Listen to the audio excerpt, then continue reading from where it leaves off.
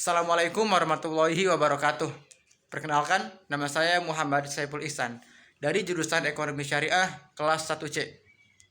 Pada kesempatan kali ini, saya akan sedikit menjelaskan apa kegunaan akal dan bagaimana hubungan akal dengan panca indera. Apakah keduanya saling berhubungan atau tidak? Baik, mari kita simak video berikut ini.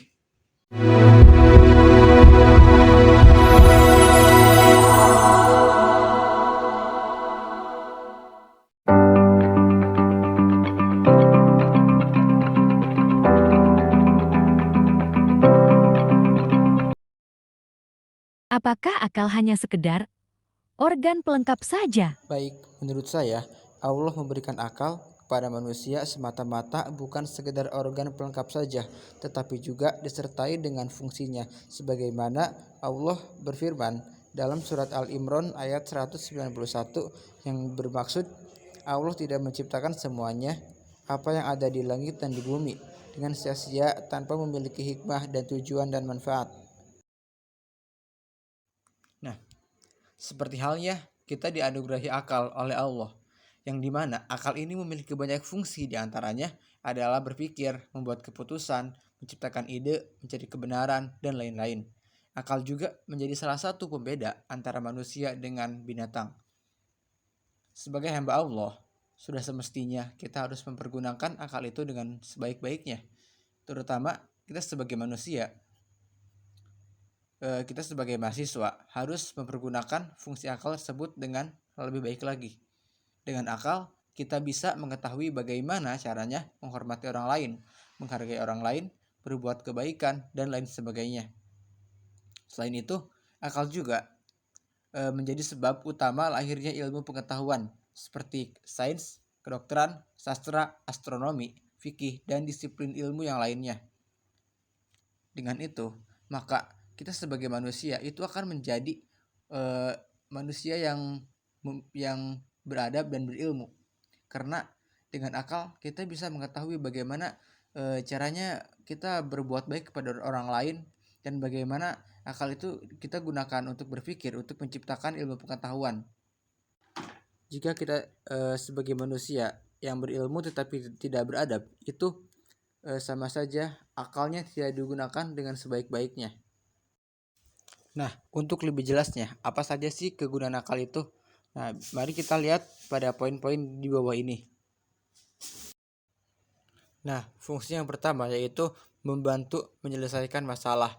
Akal dapat mempertimbangkan berbagai faktor seperti untung, rugi, cepat lambat, mudah sulit, dan berisiko atau tidaknya. Nah, fungsi yang kedua adalah membantu melakukan penilaian. Akal dapat menilai kemungkinan dan keharusan, seperti apakah sesuatu itu mungkin, tak, atau perlu dilakukan. Kegunaan yang ketiga yaitu membantu menyampaikan kebenaran.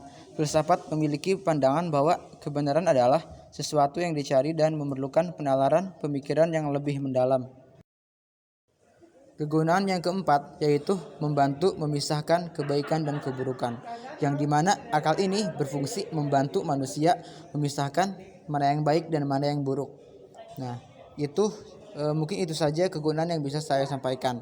Dan sebetulnya kegunaan filsafat itu lebih dari itu, dan masih banyak lagi kegunaan yang lainnya yang bisa kita terapkan dalam kehidupan sehari-hari. Selanjutnya yaitu hubungan akal dengan panca indera. Nah, di sini kita akan membahas apakah sumber pengetahuan yaitu akal dan panca indera dapat berdiri sendiri dalam memperoleh pengetahuan.